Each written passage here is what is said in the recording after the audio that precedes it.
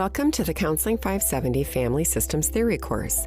This course will introduce you to the history and development of family systems theory and provide a practical foundation for counseling not only families and couples, but also individuals, as all of us are part of different family systems.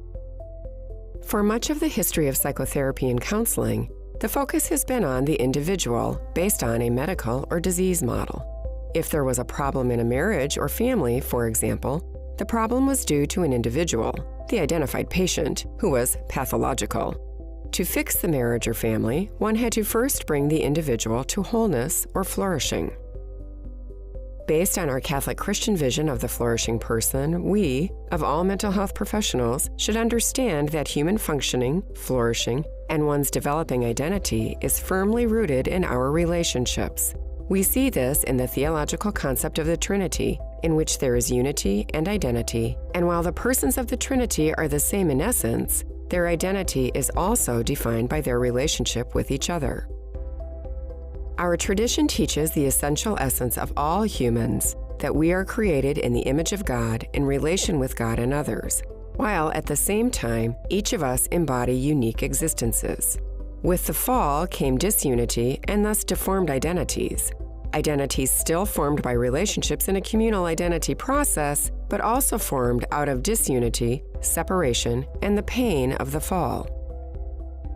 Understanding human functioning through the lens of family systems is critical because of the overwhelming evidence of the social sciences on how humans develop and function, from outcome studies showing the power of intervening through relationship changes, and not just individual interventions, and our Catholic Christian philosophical and theological foundations. While there is much talk about changes in how we understand families, we should remind ourselves that the fundamental nature of humans and families has not changed.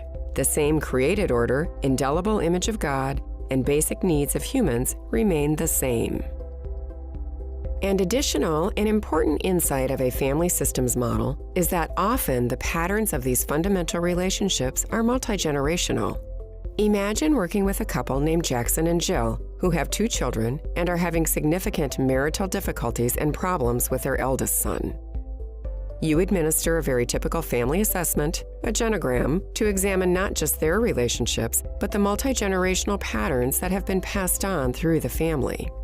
You learn that Jackson was the 9th of 12 boys and was loved by his father Jack above all his other brothers. However, as a young man, Jackson was thrown out of the family business by his brothers when they took over from his father, and essentially, Jackson ended up on the streets to fend for himself.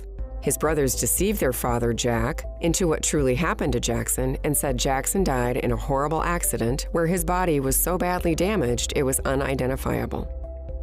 As you dig more into his family upbringing, you realize that Jackson's father, Jack, actually had 2 separate families with different wives and, in addition, 2 mistresses, all of that at the same time. The wealth of Jack's company allowed him to live a rather unique life. Jackson was the son of Jack's most beloved wife.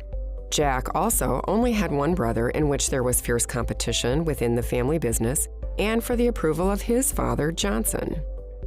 Jack had the primary devotion of his mom poured upon him, and then if you go back more generations to John, the grandfather of Jack and the great-grandfather of Jackson, you find out that John had a wife and a mistress and a son from each woman.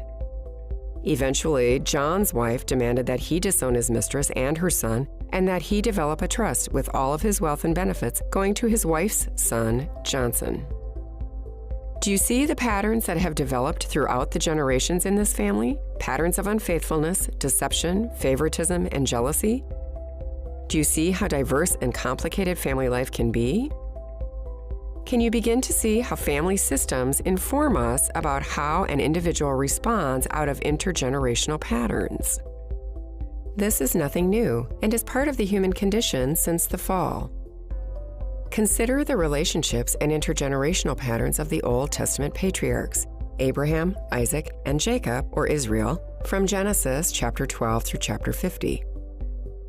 Also consider this passage from Numbers chapter 14, verse 18, from the New Revised Standard Version Catholic Edition. The Lord is slow to anger and abounding in steadfast love, forgiving iniquity and transgression, but by no means clearing the guilty. visiting the iniquity of the parents upon the children to the third and fourth generation.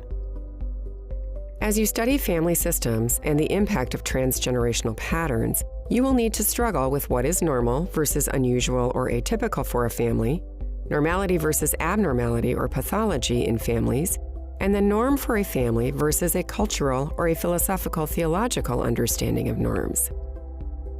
So, what is the difference that makes a difference in whether a family is flourishing or languishing? Consider these quotes by Tolstoy and Nabokov. According to Tolstoy, all happy families are alike. Every unhappy family is unhappy in its own way. According to Nabokov, all happy families are more or less dissimilar. All unhappy ones are more or less alike. So who is more right in describing families, Tolstoy or Nabokov? As you delve into family systems theory, prayers for your journey as you look deeply at your own family and other families in a desire to better help all families.